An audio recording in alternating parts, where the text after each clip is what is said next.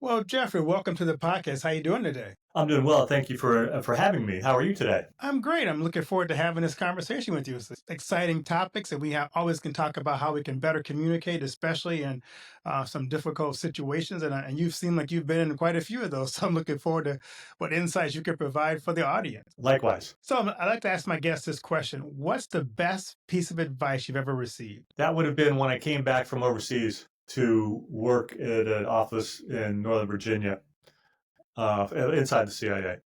And the head of that office told me that I needed to get to know each one of the people that was working for me because I had 7 or 8 people that I was supervising.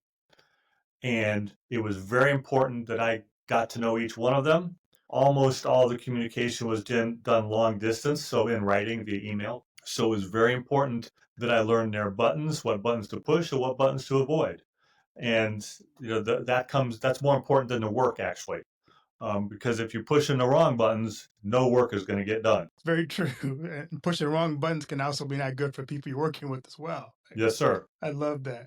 I'm always curious, people like yourself, I'm sure there are people in your life who served as an inspiration or mentor for you. Who are some of those people in your life that you want to kind of give a shout out to? Much of my career was a little bit standalone, so I didn't have a lot of significant mentors early. Probably later on, especially when I was back in headquarters, would have been a gentleman by the name of Kevin Hulbert. He was a coworker, colleague, and supervisor, and he fit all those roles even after I had retired, and I believe he retired about the same time. I continued doing work for him. I went back overseas with him, or for him rather, and worked for a year back in Islamabad, Pakistan, where I was head of intelligence and security for the U.S. company that was building the U.S. Embassy. What that really means is I had to keep construction workers from doing crazy things. They were not in Alabama anymore or Louisiana anymore. They were, in fact, in Islamabad, Pakistan, where they take a dim view sometimes of people doing crazy things. Needless to say, right? I love that. Not needless to say, it was very important that I said it because Yeah. they didn't all understand that. Yeah, those different environments can be a little challenging. Yes, sir. I'm curious, as you think about your background, what led you into a career in intelligence and security? I think I have to go back a little further than that.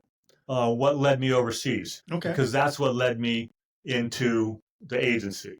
I grew up on a small farm in Ohio. Parents were divorced, the usual kind of silliness that goes with divorced parents, remarriage, step siblings, blah, blah, blah. And so they divorced when I was 11. So by the time I hit 18, I was ready to go away. So I went to Ohio State University, which was only 2 hours away from home, which was not quite far enough. So at the tender young age of 20, I dropped out of college and joined the Peace Corps.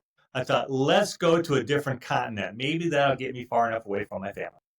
And so I went to Tunisia for 2 years, learned to speak Arabic. I was an agriculture mechanic, so I'm working on farm machinery the whole time, and it was great.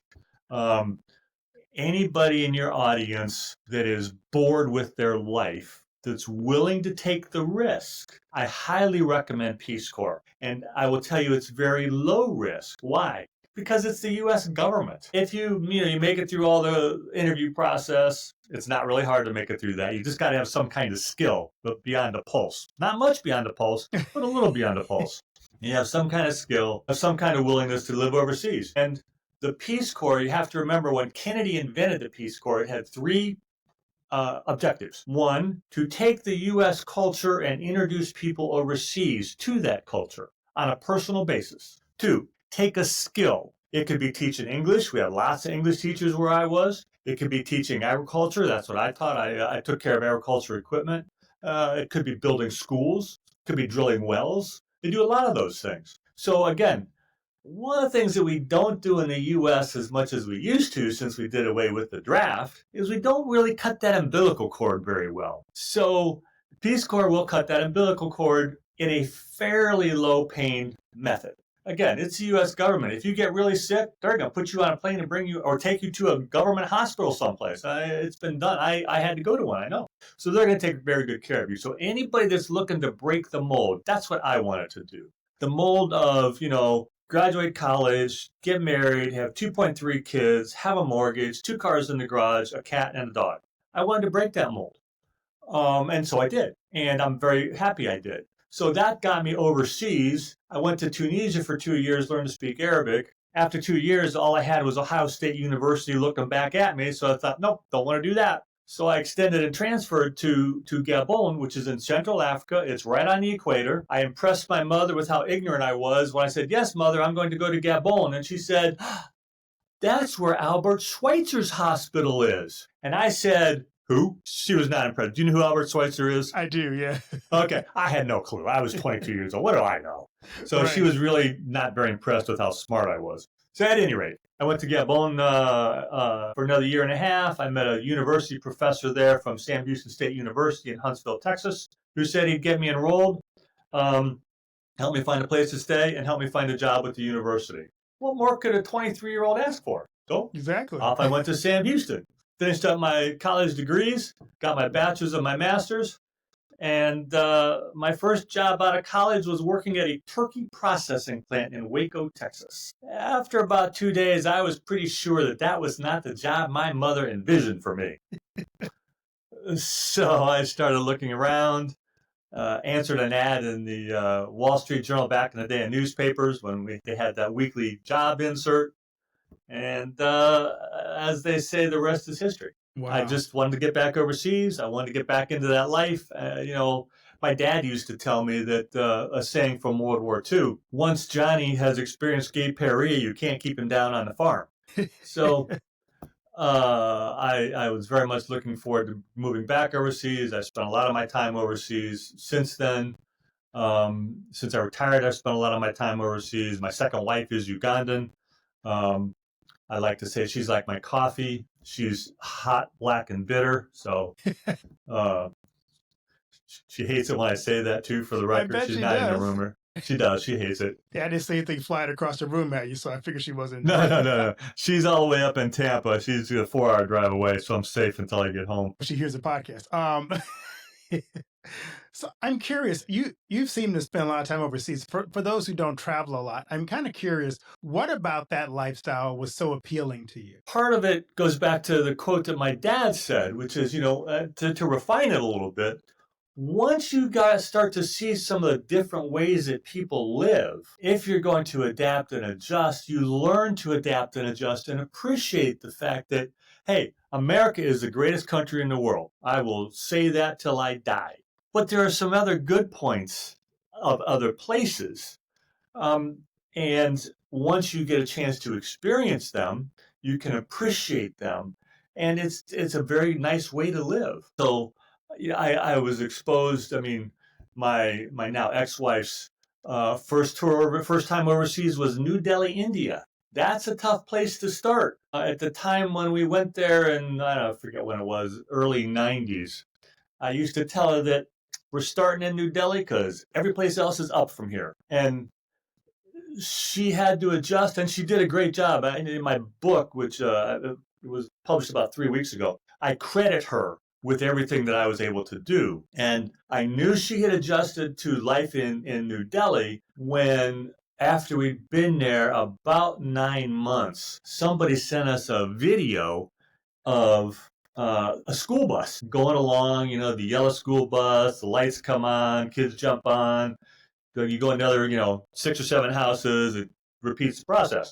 And she looked at that and went, wow, that looks really strange to me. That's when I knew she'd adjusted. Wow, that's amazing. Like I said, I give her lots of credit. I have to give her credit. I credit my book to her. I could have never done what I did without her and all her fantastic support. I'm sad that it ended the way it did, but that's life sometimes. She does get credit for much of what I was able to do. I'm curious, as you think about the places you visited, what was the most challenging environment during your time in the CIA? Well, there's a couple of different types of challenges. One is going to be the work-related challenge. Those challenges were all the same. Every place that we operate overseas, regardless, with the exception of what's known as the 5 Eyes, and those are our 5 closest allies out of World War II, which is the UK, Australia, New Zealand, Canada, and US. Outside of those countries, every place we go to is they don't like spies in any country. In every country in the world, being a spy is illegal. Right. So There's not one place that's particularly more difficult than others. There are some more hostile environments. There are some less forgiving environments, but they're all very unpleasant if you are arrested. Some, as I said, more than others. We have been blessed as an organization that we have not had many losses of life. We have not had many imprisonments. I'm trying to think if we've had any loss of life from the agency. I don't believe we have. Not since World War II. If it's a war zone, that's a different discussion. But non-war zones, I don't believe we have, because countries don't like it when you kill each other's spies. That really makes for a bad message. Because if you can kill they're gonna kill my spies, and I'm gonna kill your spies, and that's not a place we want to go. So generally, yeah, you're gonna be uncomfortable for a while, a couple weeks maybe, but you'll get home. So with that in mind, that's always the environment that you're operating in. You always have your radar on.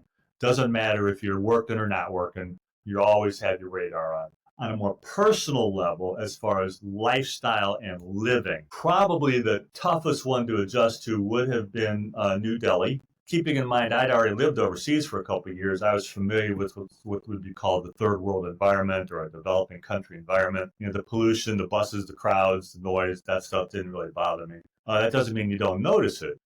Driving in New Delhi was one of those experiences that's tough to translate into words that are not simply four letters. So you had to learn to adjust to it. I drove there. My now ex-wife did not drive there. We had a driver in case she needed to go any place that we used.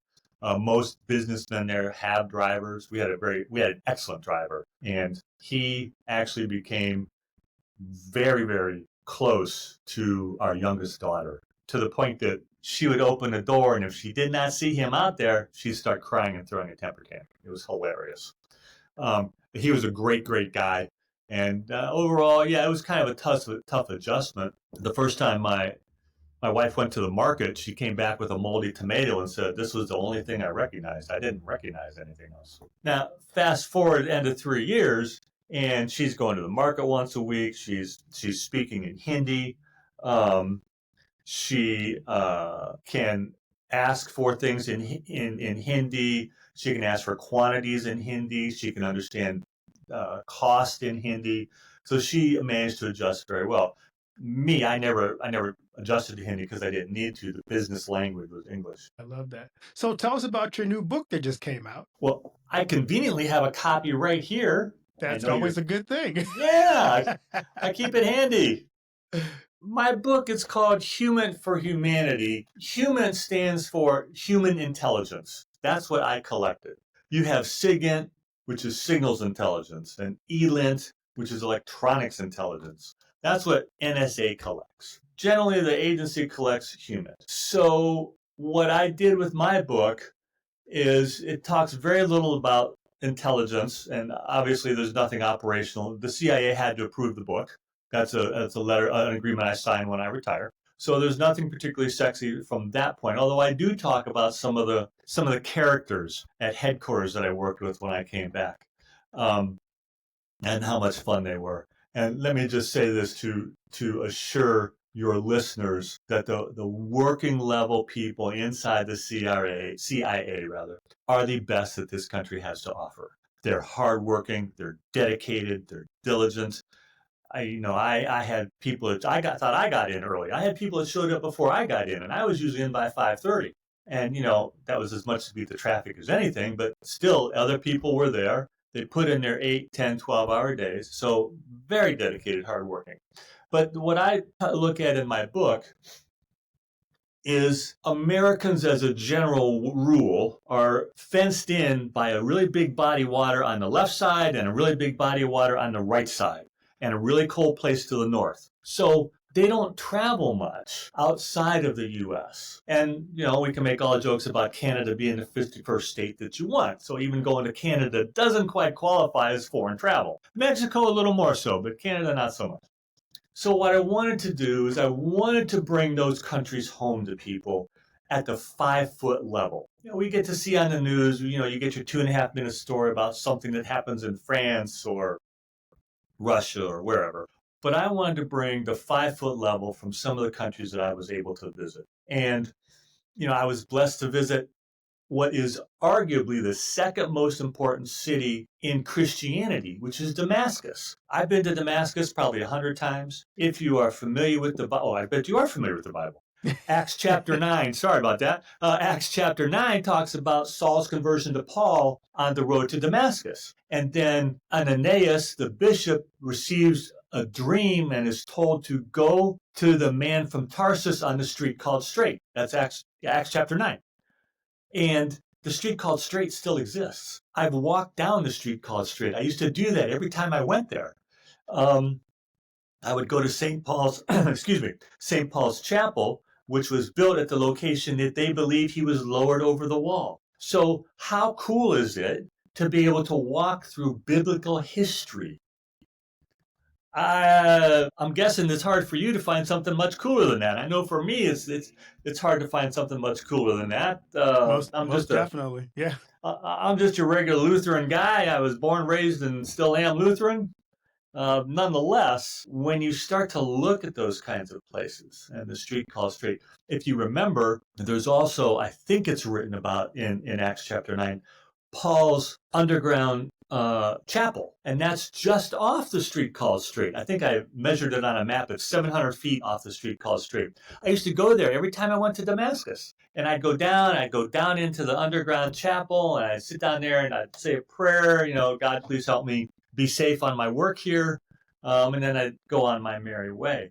But again, they have pictures of every pope going back to St. Paul on the wall of that, going around that underground chapel. Just the fascination of our religious history, when we actually step back and take a look at it, is very heartening. I know that just north of Damascus, there's many monasteries. There's two in particular, and the most important one is the Holy Mother Monastery of Sednaya, or Sednaya Holy Mother Monastery, something to that effect. I visited there many times, and that was built by Emperor Justinian I in like the year 450. I mean, before Muhammad was even a twinkle in his granddaddy's eye, they built this monastery.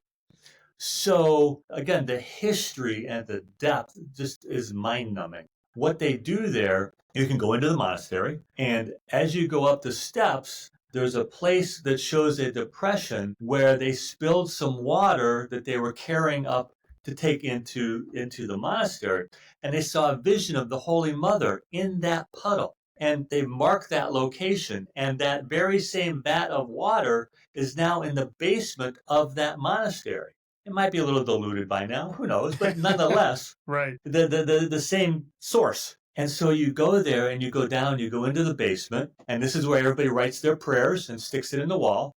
And they'll take a piece of cotton and they will dip it into that container of water and put it in a Ziploc bag and give it to you to take home. So you're taking home water, a sample that the Holy Mother showed herself in. So, I mean, how cool is that? And this kind of history is lost when you look at the politics of the Middle East. It kind of makes you want to bang your head on the wall. But that is what's important to the history of the United States and to Christianity. And we were founded as a Christian country, so it's very, very important to us as well. And as I said, I was blessed to be able to go. I went to that monastery probably 4 or 5 times. There's a couple of other monasteries that I was able to visit. And these are pilgrimage sites for Christian pilgrims to go there.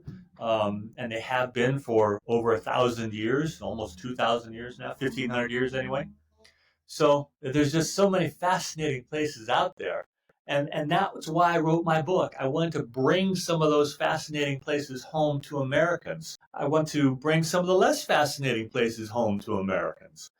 One of the most fun countries I've ever been in is Oman. I think as a young man, you probably read Sinbad the Sailor. Yes. He sailed from Oman. They have a mock-up of his ship on one of the traffic circles in Oman. And so this is the history boys like you and I read about when we were young, and we imagined, wow, wonder what that was like. So you have that fascination. You go a little bit further north, and it's a little bit more of a sad story. Lebanon. In my book, I compare Lebanon to Whitney Houston. You are old enough, I suspect, to remember when Whitney Houston came out. How would you describe Whitney Houston when she first came on the music scene? I remember her voice was one that was angelic. It was amazing to hear her sing. There was no other vocalist that I can think of in my day that could rival Whitney Houston's voice. And on top of that, beautiful, elegant, talented, the whole shooting match. Right. And it didn't end very well, sadly. Beirut and Lebanon is pretty much the same way. Beirut at one time was called the Pearl of the Mediterranean. It was a French colony, so you had the French influence, you had the North African influence, you had the Turkish influence, you had Iranian influence. Beirut is a major port city, so you had all the port influence that comes with that. And it just developed into a fascinating open society. Compliments of the Crusaders, they managed to deposit a lot of blue-eyed DNA when they were moving through there, so you have a lot of beautiful blue-eyed Lebanese women. Anybody who will argue with the statement that Lebanese women are the most beautiful in the Middle East have never been to the Middle East. And everybody agrees they tend to be the most beautiful. So it's a fascinating history, a fascinating country. And then fast forward to about the 1980s when it started, 1985, I think, when it started to circle the drain, and the civil wars that have happened since then. The civil war that's been going on since the year 2000. Sad state of affairs right now with Israel attacking various places in Lebanon where Hezbollah is hiding out. So it's just really, really sad to me. Again, that's why it's compared to Whitney Houston. Whitney Houston had a very sad ending. I mean, I hope she was resting in heaven because she was such, as you said, an angelic voice when she came on the scene. Lebanon and Beirut was the same way. When it was at its pinnacle, it was where everybody wanted to go. And it has unfortunately deteriorated to the point that you don't really want to go there. Wow. And that's what I talk about in my book. Things like that. You bring so much information that we probably don't think about, I think, because we are, like you say, we kind of travel within the United States, and you don't see many holy places in Ohio. Not spelled that way you want to spell it. Yeah, not the way spelled the way you spell it. By the way, I don't think you knew this. We didn't talk about this before we got on the podcast. I'm actually a Lutheran pastor, so we share that in common. Yeah, see. Yeah, okay. I'm actually president of the church council at the Lutheran church I go to here in north of Tampa. That is so neat. So, for people who pick up your book, what do you hope they take away from reading your book? Let me, if you'll just humor me for a second, and I will show you exactly what I want them to take away from my book. That is the last page of my book. That is what 45 years looks like.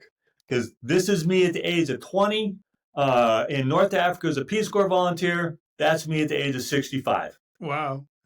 That's what 45 years looks like. But what's important is the journey. It's not this guy or this guy. It's the journey. And my concluding statement is a modification of William Shakespeare from Julius Caesar. And it says, "Cry havoc and let slip the dogs of adventure." I want people to go on adventure.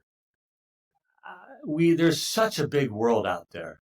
And there's so much that we can learn and see. Yeah, we have the best education system in the world, and we have the smartest people and the best industry, et cetera, et cetera, et cetera. But there's lots of people out in this world that we would benefit from. And as I was saying, the thing with the Peace Corps is, and what John F. Kennedy, he wanted the volunteers to take American culture overseas. He wanted Americans to take American technology overseas. But he also wanted them to bring the foreign influence back to the United States. Those are the three reasons that they set up the Peace Corps. So I think that I want people to be able to say, oh, that might be an interesting place to go visit. And I want people to feel, I've got pictures of my kids in there as young girls from different places was where we were. I want them to feel comfortable getting on a plane and then getting off a plane in Athens, Greece. Greece is one of our closest allies. A very, very friendly place. Americans are terrible at foreign languages, but most places you can speak enough English to get by, and certainly in Greece. And you're not going to have an issue because they want your tourist dollars. Thailand, I've lived in Thailand after I retired. There's so much of a world out there. We think we have good scuba diving down here in Florida. it's nothing compared to Thailand.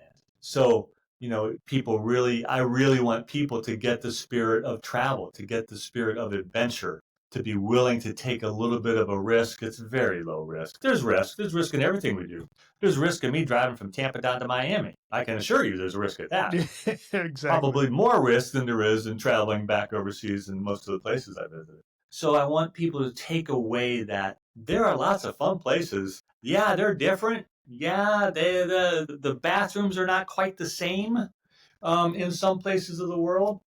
But nonetheless, there are still some fascinating places. And if we can get over those very minor inconveniences, we can see some amazing things. As people think about traveling overseas, what are some key things that you've learned about cross-cultural interactions that would help people to feel more comfortable traveling overseas? That was broken up a lot. Can you ask me that again? What are some key lessons you've learned about cross-cultural interactions that would help people traveling overseas? So the most important cross-cultural challenge is the fact that everything is different. Everyone is different. That's all there is to it. However, the secret to overcoming those challenges is simply to be accepting up to a point. It's okay to say, no, I don't really want to eat that. They eat some interesting foods overseas in different parts of the world. And it's okay to say, yeah, I got a problem with that, and not eat it. Or you taste it and you don't like it. I mean, goodness gracious, you can go to Scotland and eat, I forget what it's called, the stuffed sheep stomach kind of sausage that they do there. It actually tastes pretty good. I've eaten a couple different variations of that around the world. But it's okay not to. It's okay, or it's okay to taste it and say, I don't really like it. It's okay to have an opinion and to share it. You can't be rude about it. But then if I came to your house and I was rude about something that your wife served me for dinner, what would you do? Okay, you can't do that. Now, if my now ex-wife came to have dinner with you and you served fish, she'd probably go, I'm sorry, I'm allergic to fish, so I'm not going to eat that. Is that going to offend anybody? Chances are you'd be scrambling to find something else to feed her. But she would, she's still going to tell you that because she goes into anaphylactic shock if she eats seafood. So those are just ways we engage with people. I find that most people around the world, as long as don't have an ulterior motive, and that you always have to be careful of, even here in this country, but if you deal with them openly and honestly, then they're going to deal with you openly and honestly. Whether it's a shopkeeper in Jerusalem, he wants to sell you something. That's his motivation. Okay, I want to buy something. Okay, but I don't want to pay your price. Okay, well, what about this? You get into the moment and you enjoy it. If you're going to stay so tightly wound that you can't let go of some of your prejudices, your biases, and we all have them, and there's nothing wrong with that. They're just the nature of the way we were raised. We're both Lutheran, so we both have Lutheran biases. My pastor says that Catholics make the best Lutherans. Now think about that. That's true. Yep. So we all have our own biases, and that, like I said, that's okay. That doesn't mean we reject other people or we're critical of them for their beliefs. We accept them as well. We allow them to have their beliefs. And that, I think, is one of the greatest strengths of our country, is that people are allowed to have pretty much whatever belief they want, as long as they don't make me follow their belief. I love that. I love to ask my guests this question. What do you want your legacy to be? Oh, that's an easy one. My daughters. I have two daughters, and they're both fascinating. They're both wonderful. I love them to death. I'm much closer to one because she's physically in the state of Florida. The other one's in Oregon. So I'm not as close to her. Nonetheless, that's what my legacy should be. Just like, I walked out the door this morning. When I was in Tunisia, I lived in an apartment in Tunis. Tunisia, that's North Africa. So I lived in Tunis, and we had a phone. And this was 1980, 87 maybe? No, excuse me, 81. It rang one night, and it was my dad calling me from Ohio. I said, hi, Dad. He goes, Jeff, I was doing my taxes, and I was looking out the window, and I saw the full moon. And it dawned on me that we see the same moon. So we're actually close. Yes. So what do you suppose I think of every time I walk outside and see the full moon? It's my dad, who passed away, I think, 35 years ago, a long time ago. Every time I see a full moon, What do I think of? I think of my dad. He's watching over me. So I hope that my kids, my two daughters, will find some memory of our life together that triggers them thinking of me and our life together as they get older. Just like I said, the full moon, it's my dad. I take a picture of it and send it to my sister because I've shared that story with her. And it's just one of those memorable moments that you have. So I want my legacy to be my two daughters. I want them to be successful, and they are. They each have one has two children, one has one child. One's still married, one's divorced. Okay, that life goes on, but I want my relationship with them to be my legacy. There's truly nothing more important in the world to me than that. That's so special. Where can people find your book and connect with you on social media? I am on LinkedIn. It's Jeffrey Sanow. Um, on my web page is my full name with my middle initial, which is Scott. So it's jeffreysanow.com. No periods, just jeffreysanow.com. That's my website. They can connect with me on LinkedIn, as I said, at Jeffrey Sanow. They can buy my book on Amazon. As I said, it's Human for Humanity. And I've gotten some good feedback on it. People like it. It's pretty readable. And I enjoyed writing it. Like I said, I really wanted to try and bring to people the sense of adventure. We don't live in a perfect world. There's a couple countries in there that I talk about that I probably wouldn't send my daughters to visit. But most of the countries I would send them to visit because they'll have a good time. And I just want people to enjoy the adventures of the world that we live in to the best of their ability. Not everybody can travel. I was blessed to be able to travel at taxpayer expense most of the time. So there are other ways that they can travel. My daughter has taken my granddaughter, her daughter, to Greece, and I think they've gone on a cruise. So you can travel, you just have to prioritize because we have a great big world out there. And once you make those connections overseas, you never lose them. And I want people to understand the world that we live in, because it's a fascinating world. Some bad, most good. Well, Jeff, thanks so much for sharing your story and just reminding us to be adventurous and to go and discover what God has created out there for us. Yes, sir.